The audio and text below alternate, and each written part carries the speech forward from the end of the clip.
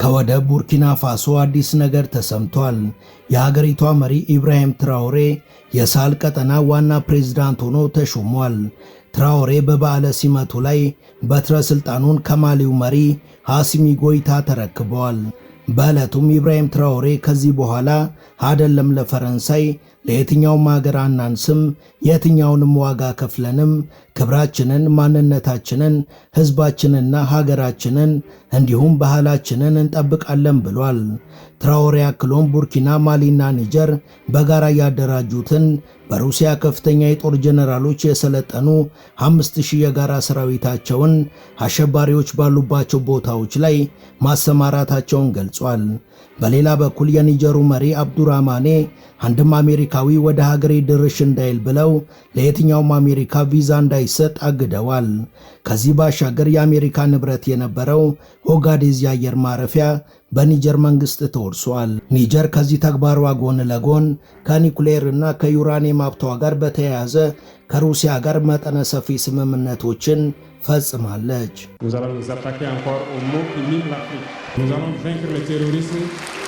Nous allons nous développer et nous allons nous affirmer.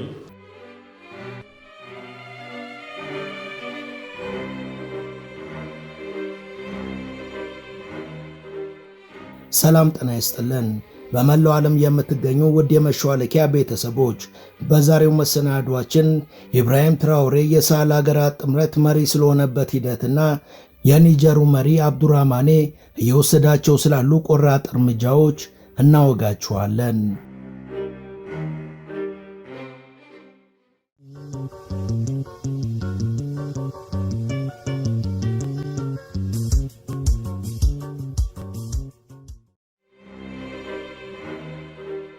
በዚህ ሳምንት አጋማሽ ላይ በማሊ ርዕሰ መዲና ባማኮ የሳህል ሀገራት ምክር ቤት ሁለተኛ ጉባኤ ተከናውኗል። በጉባኤው ከአንድ ቀን ከፍተኛ የሥራ ቆይታ በኋላ የኮንፌዴሬሽኑ የመሪዎች ምክር ቤት በርካታ ውሳኔዎችን አሳልፏል። እነዚህ ውሳኔዎች የኮንፌዴሬሽኑን ስኬቶች በአንድነትና በምክክር ለማጠንከር በአምስት ዋና ዋና ነጥቦች ላይ ያተኮሩ ናቸው። የባማኮ ጉባኤ ማጠቃለያ ላይ አዲሱ የኮንፌዴሬሽኑ ፕሬዝዳንት ኢብራሂም ትራኦሬ ሆኖ ተመርጧል። በሲመተ ስልጣኑ ርክክብም የመሪነት በትሩን ከሃሲሚ ጎይታ ተረክቧል።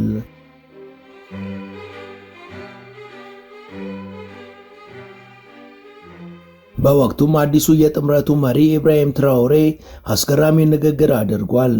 በመጀመሪያ የመሪዎቹን ምክር ቤት አመሰግናለሁ። የተሰጠኝን ይህን ከባድ ኃላፊነት በትህትናና በትልቅ ቁርጠኝነት ተቀብያለሁ። ትልቅ ቁርጠኝነት ያልኩት የህዝቦቻችንን ጉጉት ስመለከት እኛ መሪዎቹ የተላለፈልንን መልእክት መረዳት ስላለብን ነው። ልክ እንደ እስከዛሬው ከእንግዲህም መተኛት የለብንም። ህዝቡ ሰላምን፣ ልማትንና የተሻለ ኑሮን ስለሚመኝ ትግላችንን ማስቀጠልና ወደፊት መጓዝ አለብን ብሏል ትራኦሬ።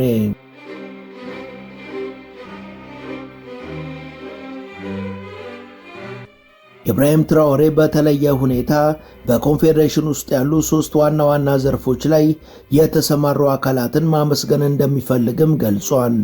Beaucoup d'interpellations en ce sens que lorsqu'on regarde l'enthousiasme des peuples, nous devons de comprendre le message qui nous est passé, nous chefs d'État. Nous ne devons plus dormir. በመጀመሪያ የደህንነትና የመከላከያ አካላቱ ስጋቱን ለመቆጣጠር ላደረጉት ከፍተኛ ጥረት አመሰግናለሁ። ስጋቱ ቢጨምርም መቆጣጠር ተችሏል። ነገር ግን አሁንም ወገባችሁን ጠበቅ አድርጉ። ምክንያቱም የኃይሉ መቋቋም በትላልቅ ዘመቻዎች መታጀብ ስላለበት በሚቀጥሉት ቀናት ትግሉን ለማጠናከር ጥሪያችሁ ይደርሳችኋል። ለዲፕሎማሲው ዘርፍ አካላትም ምስጋና ይድረሳችሁ። ይህንኑ በዋጋዶጉም ገልጫለሁ፣ አሁንም ደግመዋለሁ። ምክንያቱም እናንተ ዲፕሎማሲ ብቻ ሳይሆን ኮሚኒኬሽንም ጭምር ነው የሰራችሁት። ኮሚኒኬሽን ደግሞ በዛሬው ጊዜ በማንኛውም ትግል ውስጥ ወሳኝ ስትራቴጂያዊ አገናኝ ነው። ለዚህ ትግልና መስዋዕትነት አመሰግናለሁ። ትራኦሬ አክሎም መጀመሪያ ላይ ኮንፌዴሬሽንን መቀበል ባልፈለጉ ተጠራጣሪዎች ሁሉ ዕውቅና እንዲያገኝ ስላደረጋችሁ ትግል አመሰግናለሁ ያለ ሲሆን ወደፊትም ትላልቅ ተግዳሮቶች ስለሚጠብቁን በዚሁ ቀጥሉ። ጀነራል አብዱራማኔ እንደተናገሩት በአንዳንድ አላስፈላጊ ድርጅቶች ውስጥ ተካተን ነበር። ከነዚህ አላስፈላጊ ድርጅቶች እንዴት እንደምንወጣና ትኩረታችንን በዋና ዋና ጉዳዮች ላይ እንደምናደርግ በቀጣይ እንመለከታለን ብሏል።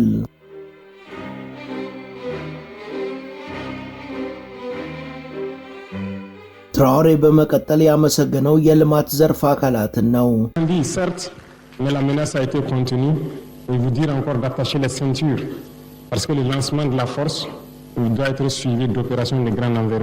ልማት የሁሉም ዘርፎች የጋራ ተልእኮ ነው። ከደህንነት ከዲፕሎማሲና የሕዝባችንን ንቃተ ሕሊና ለመጠበቅ ከሚደረገው ኮሚኒኬሽን ቀጥሎ ስለ ልማት እናስባለን። ልማት ደግሞ በርካታ ዘርፎችን ያካትታል። እያንዳንዳችሁ ጥረታችሁን እንድታጠናክሩ አሳስባለሁ። ምክንያቱም ግቦችን አስቀምጠናል፣ ጂኦፖለቲካውንና ዓለምን ተረድተናል። በዋናነት በራሳችን ላይ ብቻ እንደምንተማመን ሁሉም ሰው ገነዘበው ይገባል። በኮንፌዴሬሽናችን ውስጥ የምግብ ራስን መቻል እውን መሆን አለበት። ትራኦሬ ከዚህ ጎን ለጎን በኢንዱስትሪም ሆነ በመሰረተ ልማት ረገድ ትላልቅ የልማት ፕሮጀክቶች አሉን። እነዚህ ፕሮጀክቶች እውን እንዲሆኑ እንታገላለን።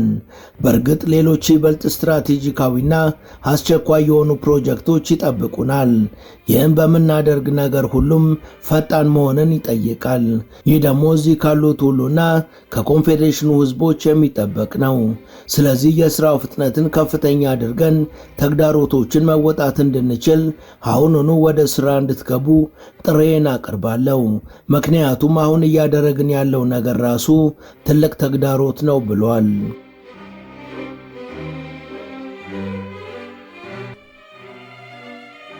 በእርግጥም የቡርኪና ፋሶ መሪ ኢብራሂም ትራኦሬ የሳህል መንግስታት ጥምረት አዲስ ሊቀመንበር ሆኖ መሾሙ በምዕራብ አፍሪካ ትልቅ የጂኦፖለቲካ ለውጥ ምልክት ነው። ትራኦሬ በበዓለ ሲመቱ ላይ ባቀረበው ንግግር የጥምረቱ መሪዎችን የሳህልን ወቅታዊ ተግዳሮቶችንና የጥምረቱ የወደፊት አቅጣጫን በግልጽ የሚያሳይ ነው። ትራኦሬ በንግግር ውስጥ የሳህል ሀገራት በራሳቸው ላይ ብቻ መተማመን እንዳለባቸው አበክሮ ገልጿል። የአቋሙ ደግሞ ከቀድሞ የፈረንሳይና የምዕራባውያን ተጽዕኖ ከዚህ በላይ ሙሉ ለሙሉ ነፃ የመውጣት ፍላጎት እንዳለው ያንጸባርቃል። ጂኦፖለቲካውንና ዓለምን ተረድተናል። በዋናነት በራሳችን ላይ ብቻ እንደምንተማመን ሁሉም ሰው ሊገነዘብ ይገባልም ብሏል። የንግግሩ የጥምረቱን መሰረታዊ ዓላማ በግልጽ ያሳያል። ይህም የውስጥ ጉዳዮችን በራሳቸው መወሰንና ከውጭ ጣልቃ ገብነት ነፃ መሆን እንዲሁም ከአንዳንድ ዓለም አቀፍ ድርጅቶች የመውጣት ፍላጎትን በግልጽ አንጸባርቋል።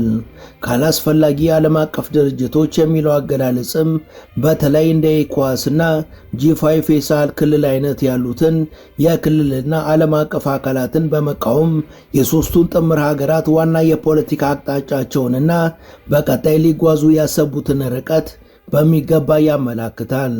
ትራኦሬ የሽብርተኝነት ስጋትን ለመቋቋም አፋጣኝና የተቀናጀ እርምጃ እንደሚያስፈልግም አጽንኦት ሰጥቶ መናገሩ ብዙ የሚናገረው ነገር አለ።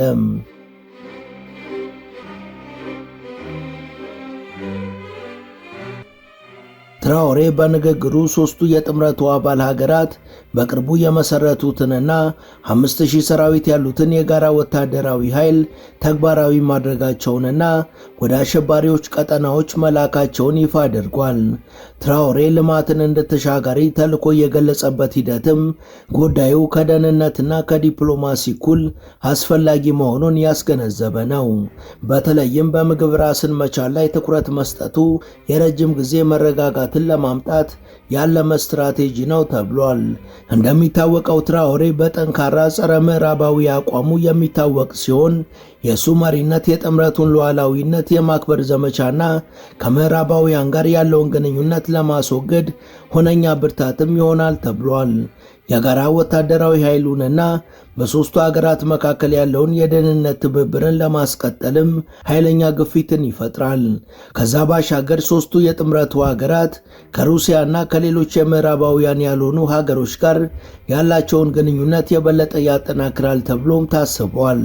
ትራኦሬ በወጣቶች ዘንድ ከፍተኛ ተቀባይነት ያለው ሲሆን የሱ መሪነት የጥምረቱን ተወዳጅነት በበርካቶች ዘንድ ከፍ የሚያደርገው ሲሆን ይህም የፖለቲካ መረጋጋትን ሊያመጣ ይችላል ተብሎ ይጠበቃል።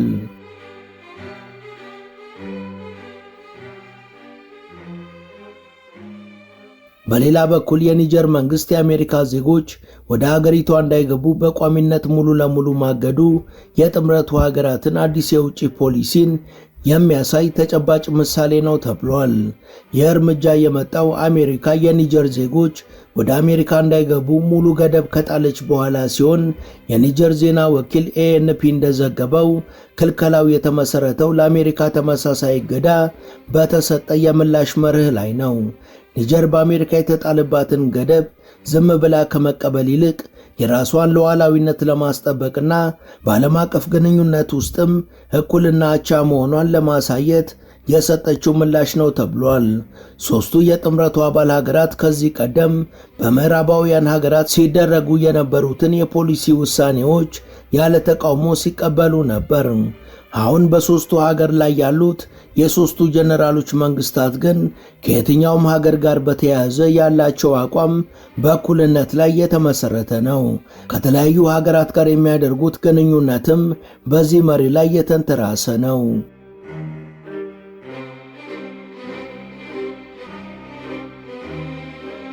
በሦስቱ ጀነራሎች መንግስታት ስር ሀገሮቻቸው ከየትኛውም ሀገር ጋር እስካሁን የፈጠሩት ትብብርና ስምምነቶች በጠንካራ ሉዓላዊነት፣ በራስን መቻልና በወታደራዊ ትብብር እንዲሁም ከምዕራባውያኑ ተጽዕኖ ነፃ በሆነ የውጭ ፖሊሲ ላይ የተመሰረተ ነው።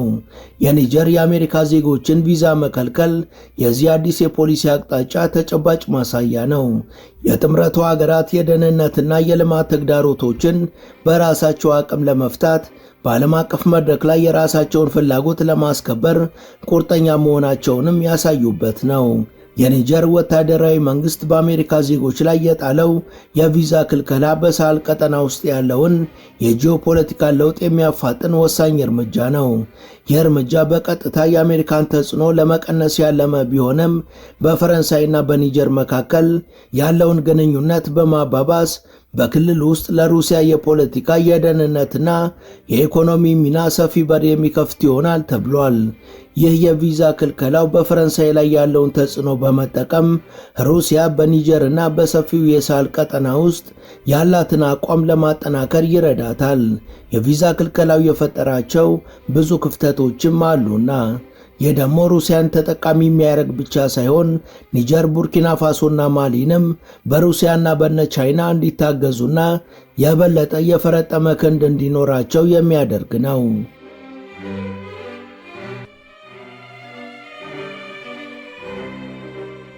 ኒጀር ከ2 ዓመት በፊት የፈረንሳይን ወታደሮች ካስወጣች በኋላ አሁን ደግሞ የአሜሪካን ዜጎች ወደ አገሪቷ እንዳይገቡ መከልከሏ የምዕራባውያን ኃይሎች በኒጀር ላይ ያላቸውን የፖለቲካና የደህንነት ተጽዕኖ ሙሉ በሙሉ ያሳጣቸዋል። የመገለል ፈረንሳይ በክልል ውስጥ የነበራትን የደህንነት ስትራቴጂካዊ አጋርነት ሙሉ በሙሉ ያሳንሰዋል። ለምሳሌ አሜሪካ በኒጀር ውስጥ ያላት አጋዴዝ የአየር ማረፊያ በፈረንሳይና በሌሎች የምዕራባውያን ሀገሮች ለስለላና ለይስሙላ የጸረ ሽብርተኝነት ሴራቸው በእጅጉ ወሳኝ ነበር።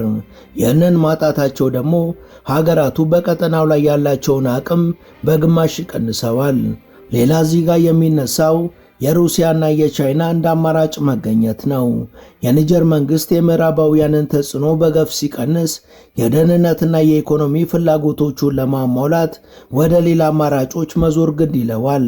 ከዚህ አንጻር ደግሞ ሩሲያ የጥምረቱ ሀገራት የሆኑትን ማሊ፣ ቡርኪና ፋሶና ኒጀርን በደህንነት በወታደራዊ ስልጠናና በኢኮኖሚ ትብብር ለመደገፍ ዝግጁ መሆኗን በተደጋጋሚ ከመግለጽ አልፋ በተግባርም እጅግ በርካታ ነገሮችን እያደረገች ነው።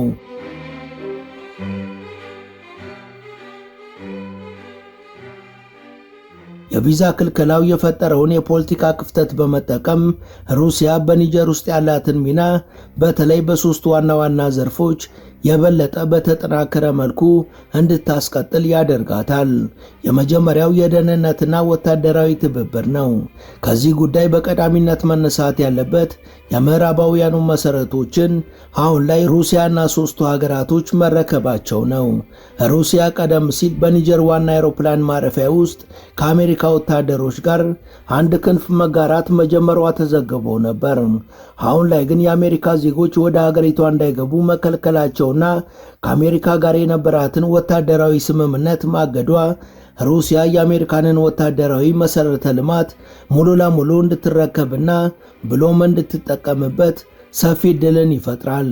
ይህ ደግሞ በእኩልነት መርህ ለምታምነው ለኒጀር ትልቅ አቅምን የሚፈጥር ነው። ምክንያቱም እስከዛሬ እንዳየነው ከሆነ ሩሲያ ያለምንም ሴራና ደባ ሀገራትን እንደምትደግፍና ሉዓላዊነታቸውን አጽንተው እንዲቆዩ ስለምታደርግ ነው።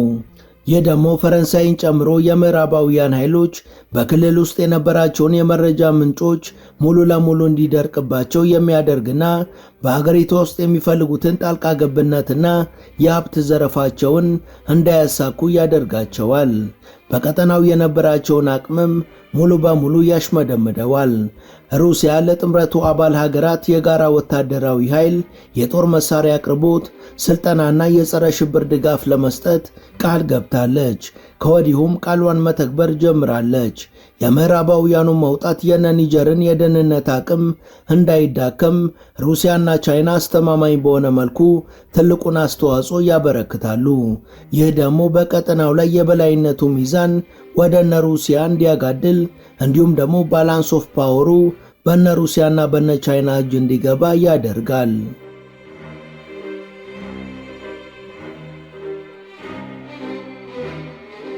ሌላው ትልቁ ጉዳይ የኢኮኖሚና የሀብት ቁጥጥርን የተመለከተ ነው። በተለይ በእጅጉ አትራፊው የዩራኒየም ንግድ። ኒጀር የዩራኒየም ንብረቶችን ከፈረንሳዊ ኩባንያ ኦራኖ ከተረከበች በኋላ ዩራኒየሟን ለሌሎች ሀገራት ለመሸጥ ፍላጎት አሳይታለች። ሩሲያ ደግሞ በኒጀር የዩራኒየም ዘርፍ ላይ ፍላጎት እንዳላት ለጀነራል አብዱራማኔ መንግስት በይፋ ገልጻለች። በጋራ በእኩልነትና በመተሳሰብ እንዲሰሩም የተለያዩ መልካም የሆኑና ኒጀርን በእጅጉ ተጠቃሚ የሚያደርጉ ፕሮፖዛሎችንም አቅርባለች። የአሜሪካ የቪዛ ክልከላ የኒጀርን የውጭ ፖሊሲ ከምዕራባውያኑ ይበልጥ በማራቅ ወደ እነ ሩሲያ እንድትጠጋና ሩሲያን በኒጀር የኃይልና የሀብት ዘርፍ ውስጥ ትልቅ ድርሻ እንዲኖራት ያደርጋል። ይህ ደግሞ ፈረንሳይ በኒጀር ላይ ያላትን የኢኮኖሚ ተጽዕኖ ሙሉ በሙሉ ያሳጣታል። ሌላው የኒኩለር ትብብር ነው። ሩሲያ በ2025 ከማሊ ከኒጀር እና ከቡርኪና ፋሶ ጋር ሰላማዊ የኒኩለር ኃይል ትብብር ስምምነቶችን መፈጸሟ ተዘግቧል። ከወዲሁም በርካታ ስራዎችን መስራትና ሀገራቱን ማልማትም ጀምራለች። ይህ የረጅም ጊዜ የኢኮኖሚ ትብብር ፈረንሳይን ከኒጀር የኃይል ዘርፍ ሙሉ በሙሉ በማግለል ሩሲያን ዋነኛ ስትራቴጂካዊ አጋር ያደርጋታል።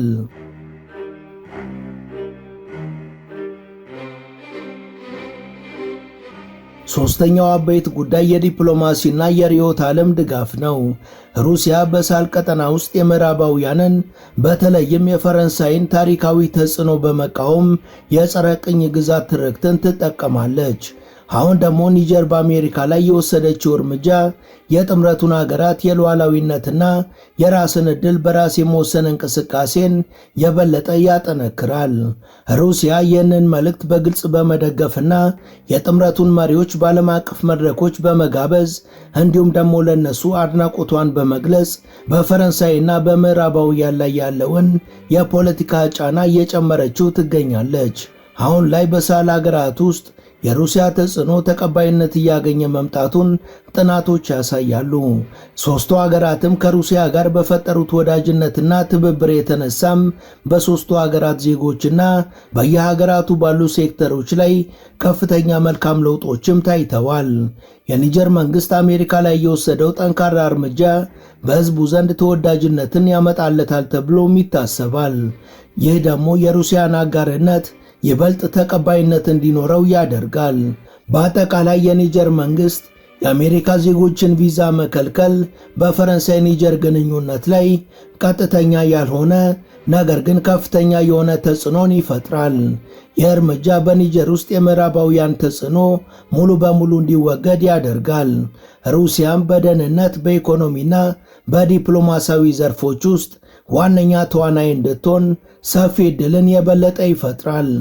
ሩሲያም ይህንን ከሦስቱ ሀገራት ጋር ያላትን ግንኙነት የበለጠ በማጠንከር ከሀገራቱ ጋር ያላትን ስትራቴጂካዊ አጋርነትም የበለጠ ጠበቅ በማድረግ ፈረንሳይን ከክልሉ ሙሉ በሙሉ እንድትገለል ማድረጓ አይቀሬ ይመስላል።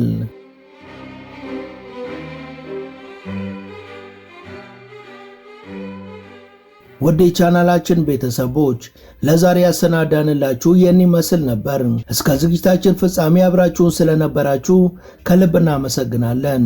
በቀጣይ ቢሰሩ የምትሏቸውን ርዕሰ ጉዳዮች ብትጠቁሙን ደስ ብሎን እንቀበላለን። ቻናላችንን ሰብስክራይብ ማድረግ፣ የደውል ምልክቱን መጫንና ላይክ ማድረግ አትዘንጉ እያልን ለዛሬ በዚሁ ተሰናበትን። መልካም ጊዜ።